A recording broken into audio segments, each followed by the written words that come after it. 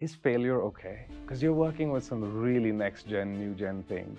And in the startup world, it's 4 out of 5 startups fail. How is failure taken? I'll say the following. I had a mentor. She was the CIO for Walmart for several years. I remember clearly she asked me, "What was your last failure?" Mm-hmm. And I'm like, "What do you mean? I'm trying not to." And she's like, "Well, you're doing it wrong. You need to go out there and put yourself out there so you can truly be innovating or be innovative. And as you do that, you will learn a lot, but also you will empower and enable your teams to feel the ability for them to grow as they learn."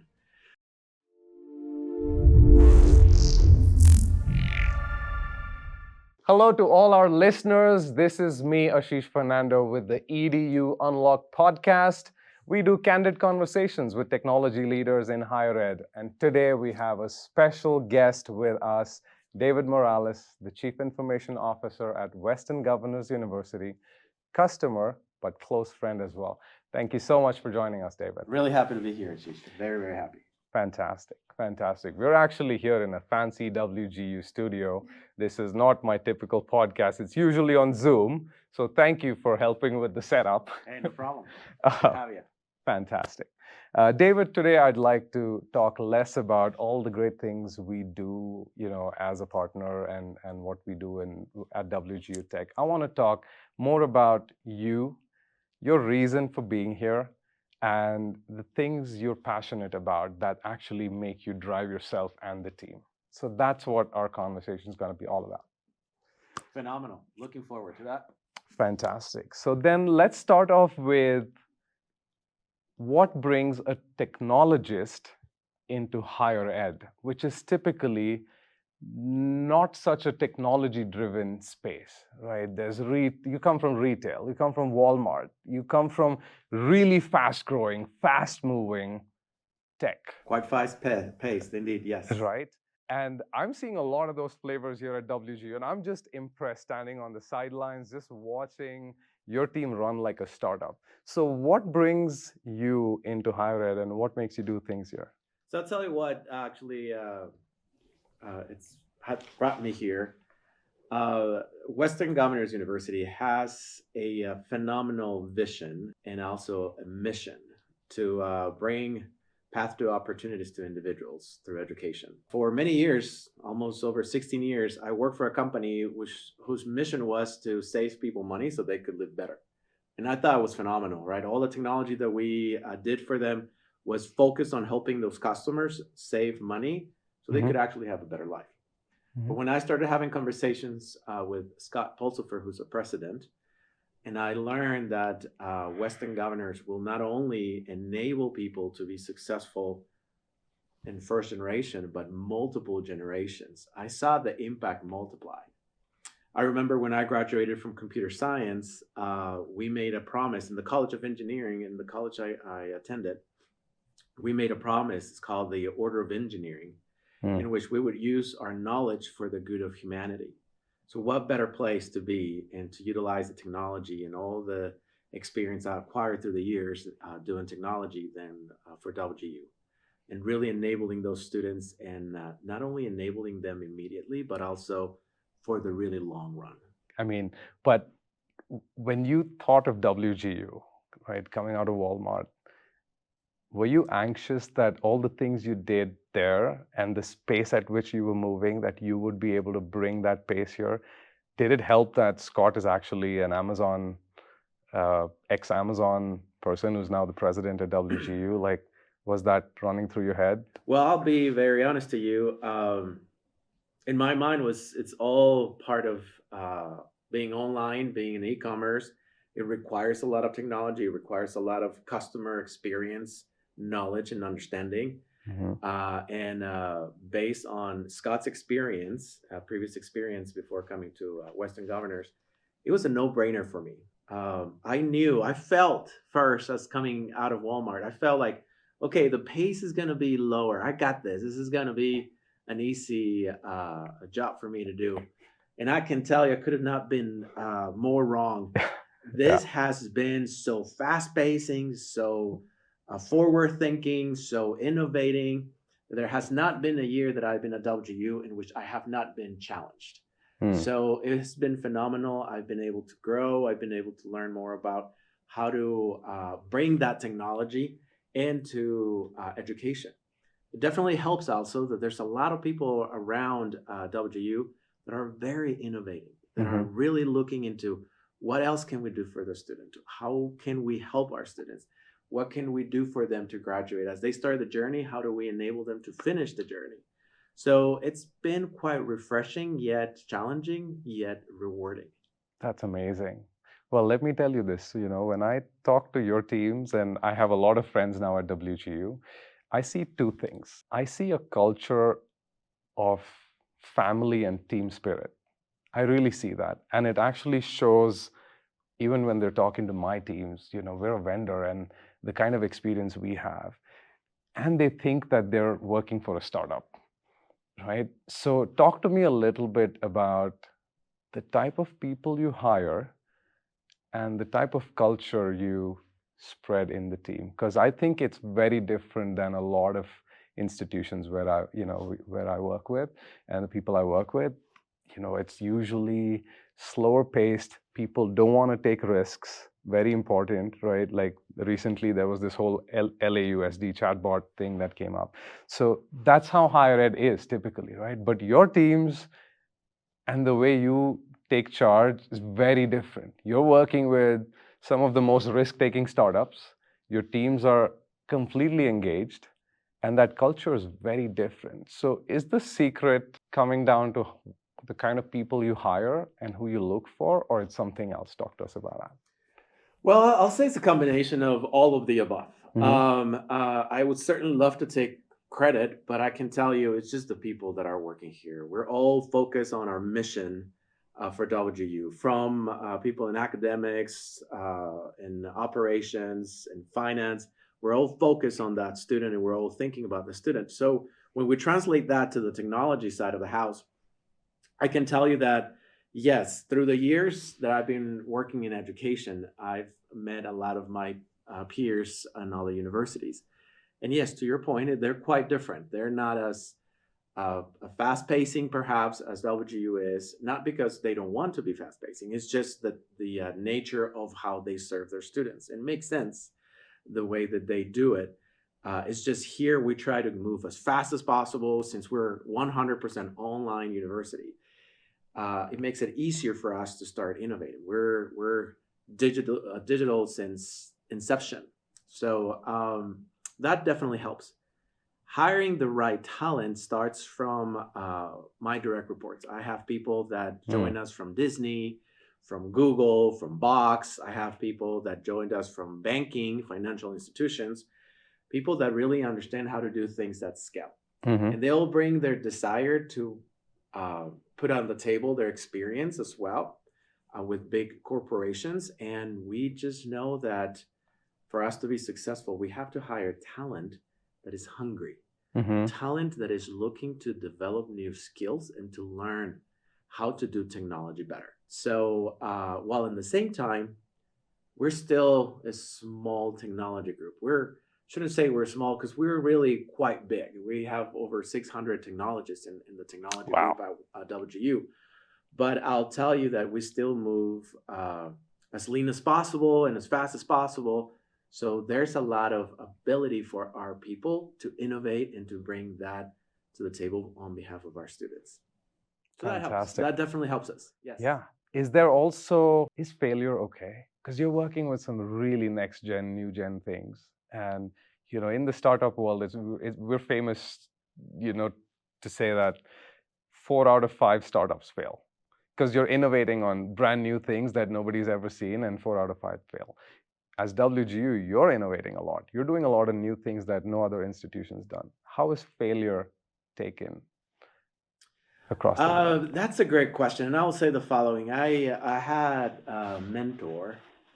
She was the CIO for Walmart for several years, and in one of our conversations, I remember clearly she asked me, "What was your last failure?" Mm-hmm. And I'm like, "What do you mean? I'm trying not to." And she's like, "Well, you're doing it wrong." You need to go out there and put yourself out there so you can truly be innovating or be innovative. And as you do that, you will learn a lot, but also you will empower and enable your teams to feel the ability for them to grow as they learn. So I like to call it learnings more Mm-hmm. than failures. Have I had failures here at WGU? Yes, multiple, but we've also had great success. And it actually enabled me, or has enabled me, to have a great boss that enables that and empowers me to keep trying, and he's pushing, and he's making sure that I'm challenged. So, David, you've talked to me about team culture and the pace at which you go, the risk you take. In all of that, I'm sure there have been some gemstones, some things that have just been like, wow, I didn't realize my team could do that, or we ended up building something that is fabulous. Talk to me about any aha moment that you've had throughout your journey at WGU. So there's been several learnings we've faced and acquired as we do the technology for our students. But one of them that I would like to highlight today is we developed this new application in which we were constantly moving from scope A to scope B to scope C to scope D. We were scoping everything. We were trying to boil the ocean to a minute, Mm-hmm. and it was very painful because we couldn't deliver that for our students within the time frame that we wanted. And it became very real when we saw the impact of our perhaps inability to define exactly what we wanted within the time frame we needed. And we saw some not so positive impact on our students, which is not something that we are proud of, because we believe that our students are first. We have a set of cultural beliefs that enable our thought process to put our students always first. And I'm not saying that we forgot about them or anything like that. It was just we were trying to do as much as possible for them. But one of the things that we learned there is that we really needed to do the discovery to truly understand what was the initial benefit for our students that we were after. We were helping a lot in our operational side of the house, but we definitely need to always focus on our students and what we deliver for them first. Yeah. After that, I can tell you that we changed the protocol that we use to create new products at WGU, and we now are just focused on discovery first and define the outcomes and understand how those outcomes are really going to move the needle. Yeah. It definitely helps as well that we have a great CFO that is always asking us that question. Tell me how you're ROI. moving the needle. Yeah. Not necessarily ROI, but Okay. tell me how you're helping the student and how we're helping the needle in favor of our students. So really understanding first, how do we enable our students first? How do we empower them to be successful? Has helped us narrow down scope and start understanding what can we do to truly move the needle for them as fast as possible. You know, it felt very normal to you when you said, "Yeah, our CFO asks us about how we're moving the needle for the customer." Whereas I was like, "Oh, I think he's talking about ROI because that's what most CFOs care about is numbers and financials and ROI." But that kind of goes down to show even a person who's just supposed to deal with numbers typically is also looking at customer ROI. You know, I find love it. Extremely refreshing working at WGU that as being a non-for-profit, we care about our operational expenditure and we want to make sure that we are sustainable. But I can tell you that I have not been in any meeting with any of the officers of this university or executive team of this university in which we don't put our students first. Our students are always, always, always first. So that is extremely refreshing because we can always remain laser focused on those students and how do we bring them up. I love it. We've had a lot of personal conversations, and being a CIO's typically like a CIO's focus is technology. You always start conversations, even with me, about what's the ROI. And it's not just about education, you even talk about jobs. And in the end, you're creating not just a piece of paper that says, yeah, here's a bachelor's or a master's degree or a certificate. You actually want to help the student move the needle and actually get into a successful career. just as David, like if we had to keep WGU aside for a second, where does that stem from?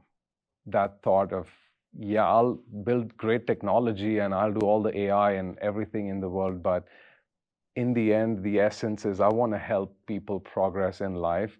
Is there a personal side to that, where that Yes, comes there from? is actually a personal side to that, and that's so interesting that you asked me this question because that's going to take me about 26 years plus. I'm not going to tell you the right number because I don't want to age Age myself. yourself. But I'll tell you this. Again, when I graduated from the university that I had the privilege to attend, an engineering college of engineering and computer science, we we made this promise. So again, it's called the Order of Engineering, in which there's a big ring, and you put your hand in there, and another engineer will put a ring in your finger, and right there you make a promise. And this promise is that you shall use the knowledge you acquire for the benefit of humanity. And as I was making the promise, it took me back to, at the time I was working for a NASA Research and Development Center. Hmm.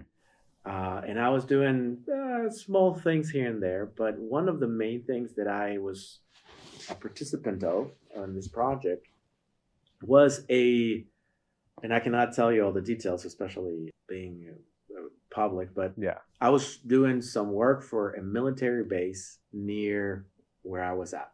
Mm-hmm. And I remember doing the software that enables some system to be more accurate. And when I was making the promise, I was thinking to myself, like, well, I don't know that I'm being real to be good to humanity, right? What can I do from now on to make sure that I enable technology for the good of humanity? And that is one of the reasons why I decided to join WGU, because of the big benefit for our fellow humans out there, Mm-hmm. right?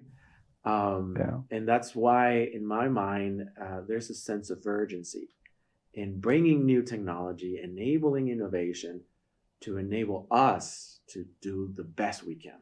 Yeah. So, yeah, there's this personal, very Love it. personal, deep sentiment on that promise I made 20 plus years ago. Wow, and you You know, remember it and you keep it every I try day. to. I certainly do. Yeah, yeah. I'm amazed. And that day you were telling me you also on every Thursday or some day of the week you actually mentor Yes. students and Yes. people. Talk to me a little bit about that. So, working for my previous employer at Walmart, one of the things that is very, very involved in the culture is how do you help forward? Mhm. How do you enable other individuals to be as successful? And how are other individuals helping you to be as successful as you can be? So, there was the idea or the sentiment or perhaps the policy, if you want to call it like that you wanted to help forward. Mm-hmm. And I had, since then, I've had 2 to 3 mentees that I spent time with. I set goals, we set objectives, we have meetings in which I go very specific on what are you trying to achieve, how we're going to get you there, let me get you feedback around you, the 360s. Let me help you not only be your mentor, but also be your sponsor. Mm. And what the big difference between just being a mentor and a sponsor is, I'm going to be your cheerleader. I'm going to be calling your name. Yeah. Whenever I'm in those meetings, I'm going to put your name forward because I have your best interest at heart. Mm. And I can tell you that I had multiple mentors. One of them actually still reaches out to me every once in a while. He's a great individual. He now is the CIO for a big retail company. Mm. And because of the way that they gave to me, I've learned how to give to others. So I try to mentor people, not only at work, but also outside in the community, especially high school kids. Obviously, I'm Hispanic, so I try to help the Hispanic community as much as I can, just like any other community. But I try to make sure that I give them as much as I can, because people have given me as much as they were able to at the time. And by the way, you've been mentoring me on a few things, and Thank you for all of that too. And I see how valuable that'll be for those people. So let's talk about, without getting personal, let's talk about home. So your kids use a lot of technology in their day-to-day education. Yes, they certainly do. Are you judging all of that? Yes, totally, 100% of the time. My oldest, she's going to college, and as she was setting up her schedule, we were going back and forth and how the schedule was going to be and how it should look like. I was going through the experience with her, and I was like, oh, they can do this different, they can do that different. Why are they not thinking this way? Why aren't they putting the student experience first? Why? I could tell that they were trying to do the right thing, but mostly in the operational side of the house, so they can make it easier on them. Yeah. I'm like, but why don't you make it easy for my daughter? Right? It's so hard for her to figure out all the different classes. So yes, for her, I have 2 kids in high school, and they use different learning management systems Mm-hmm. that I'm also constantly like, okay, they could do that better. They should be able to do this. We were, as a family, we were in a family trip. And my middle daughter, she needed to submit a paper that, by the way, she created all on her iPad. Mm. And she was ready to submit it, but she couldn't do it. And I'm thinking to myself, well, that goes anytime, anywhere, and through any device, out the window, right? Talk about user experience. Yeah. My kids are now used to be on the move, be anywhere, and still be able to send their work or continue to work or continue to learn. Mm-hmm. And like, okay, well, that's a no-no for what Yeah. we need to do, right? So Yeah. yes, I'm a little judgmental there. Yeah. But I also Do they take a get lot of annoyed by ideas. that? So what? Do the kids get annoyed by that? Of Like, course, it's like, yes. oh, Dad. Yes. Yeah. Yes, and sometimes I'm like, why are they not doing this? And I'm like, Dad, Yeah. stop it. Yeah. Just let me be. I'll do it myself. I don't need your help anymore. That's funny. Yeah. Do you think it can, like, one of the things I always look at is global mobility of students. You know that. I work with international education, and I see that, I see the challenges that students face world over. And when you look at, like, for the last 10 years in the US, enrollment's been kind of declining. Do you feel it's because of lack of technology to help make the user experience better? Do you think that can change anything, or you feel it's a systemic problem? I certainly believe that technology will continue to enable more people to get closer to education. It's just not the old way or the traditional way that we've done things. Just like it's not the same way in which I communicate with anyone nowadays to what I did 30 years ago. Mm-hmm. Right? I used to have a landline at home with, you had a really long cord that you would go to another room so nobody will be listening to your conversations. That had changed completely. Now it's all pretty much on text. That's right. Yeah. So I can tell you that technology continues to evolve and is evolving the way that we learn. There are great educational institutions out there, and I have several in mind that are doing great things that I keep an eye on, and I'm learning from them as well. There's also some others that are still very attached to the traditional way of doing things, and they want to continue to do it. We understand why. I understand why. But as technology evolves and changes, we really need to change that. Is it a systemic issue? I believe that as we embrace technology and the new ways of consumption of that technology, things will change. YouTube is showing us that. Mm-hmm.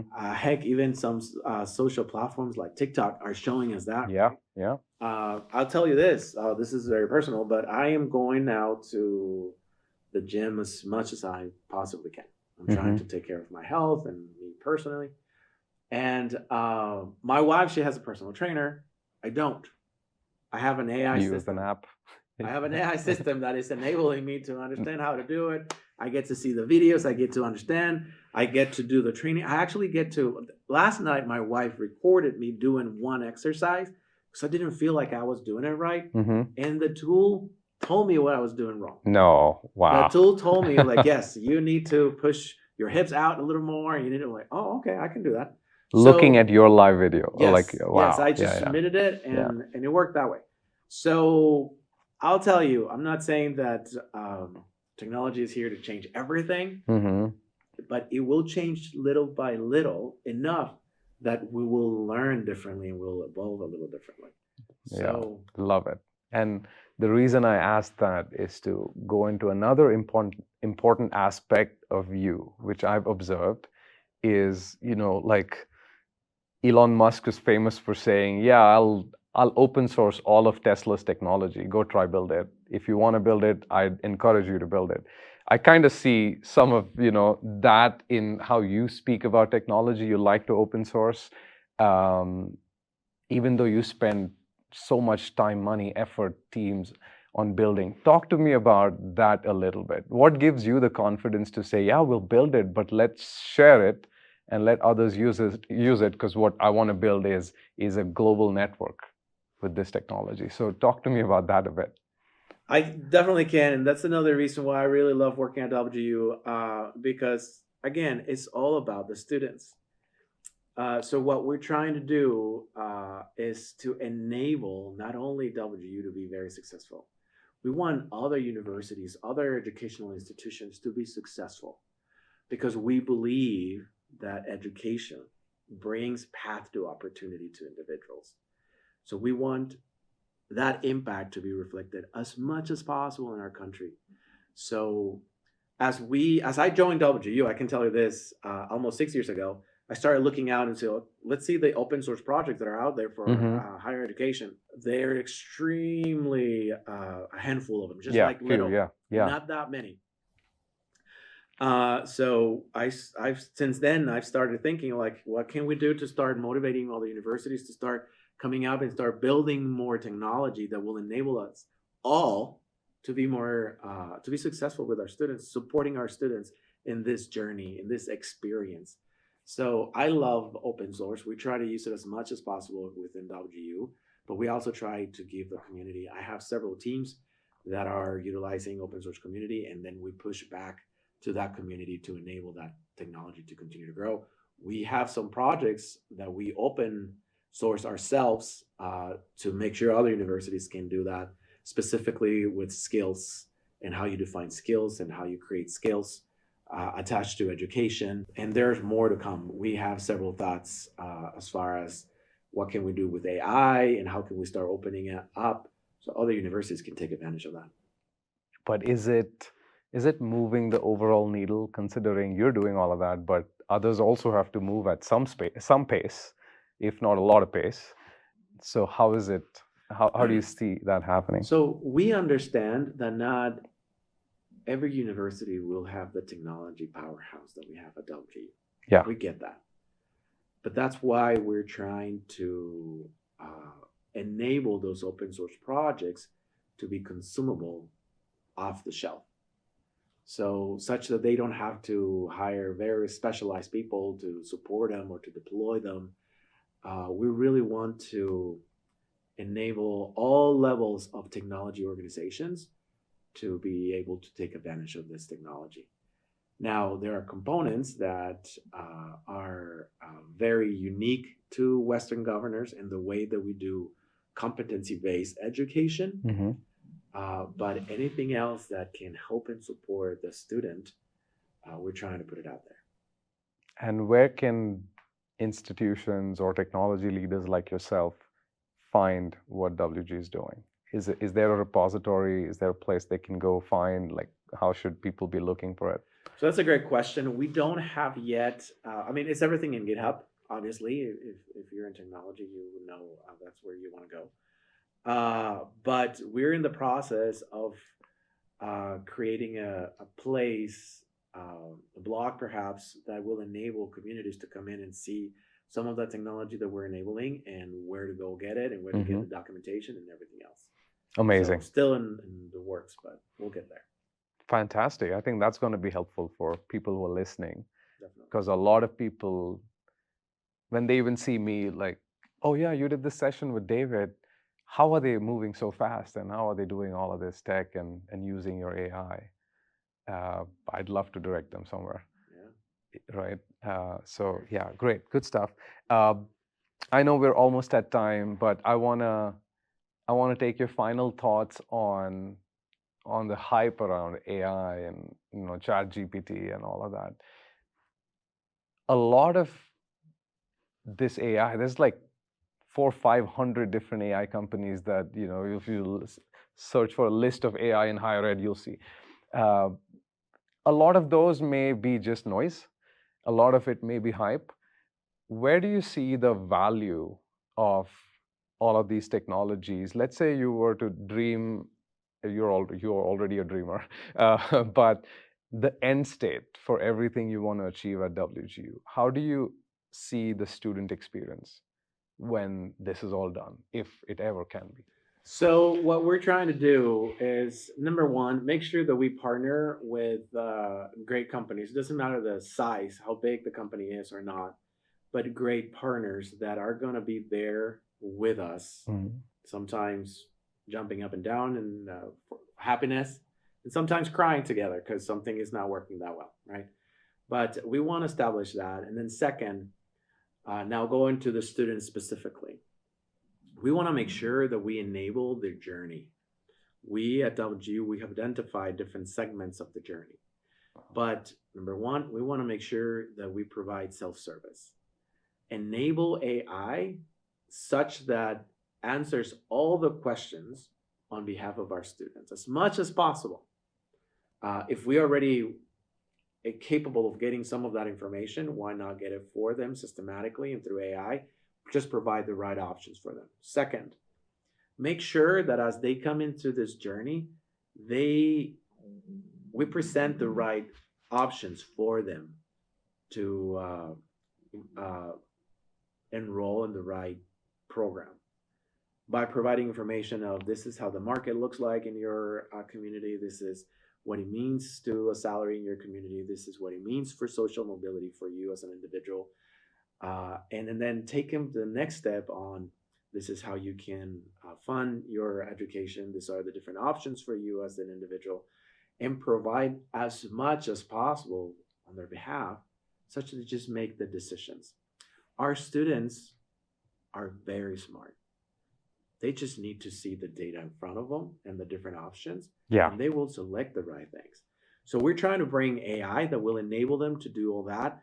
And on top of that, how do we enable now the actual adaptive learning experience? Once they're registered, matriculated in the right program, how do we enable them now to acquire that skill or that knowledge and get that right level of competency that they required? Through tools that will enable them to do self-assessments, performance assessments, that will enable them, they will provide as much feedback as possible so they know where to spend their time. That's what we're trying to do as much as we can for our students. Love And it. obviously, any device, anywhere, all the time. Yeah, yeah. Without internet, even. Why not? Why Yeah. not? If you think about That's this, Yeah. when you jump on the plane, well, nowadays we all No, have yeah. Wi-Fi on the plane, but just till a few years ago, we didn't. We didn't. Yeah. And you would actually have to download content so you could actually Yeah, access do that offline. content, Yeah, right? yeah, yeah. So we need to start thinking about, okay, what do we do in a world that is 100% online, but what happens when you're not online? When you're not. Yeah, yeah. Love it. No, that was only a part joke because I know you guys are already thinking about all of that. So final question. Will you ever be, you're so hungry for technology, your team is so hungry. Will you ever feel satisfied or you just keep going? You know, I hope not. Okay. I hope not. For our students, for all the students out there, I hope that we're never satisfied, that we're always pushing the envelope, that we're always asking the question, why not? Again, I feel blessed to be working with such great talent here at WGU, that they challenge me constantly, that they are dreaming new things and new ways of presenting education to our students. So I really hope that never goes away, that we always stay engaged and always change, because technology is not going to change. It's Yeah. here to stay. Yeah. I'm sorry, it's not going to stop changing. It's here to stay, and it will continue to change. So I love it. I love it. I am so glad to be connected to you personally, glad to be connected to Western Governors. I see the change it brings to the community here in Salt Lake. almost everybody I talk to, if I say, hey, yeah, I work with Western governors, I help them, and they all know Western governors. It's part of the local economy, and it helps learners, adult learners, get to where it is. So thank you for everything you guys are doing. It's been a pleasure. Well, thank you for recognizing it. And again, is a whole group of individuals. Yeah. And we're blessed to be working together. All right. So thank you, everybody, for joining us. We were here with David Morales, the CIO at Western Governors, and we had some really good, candid conversations with David. We learned a little about how you think personally, how your mind works, why are you motivated, and we also talked about Western Governors and why your team is almost like a startup on steroids. So loved all of that. Thank you very much for joining us. Thank you for the opportunity. All right, fantastic. See you all soon.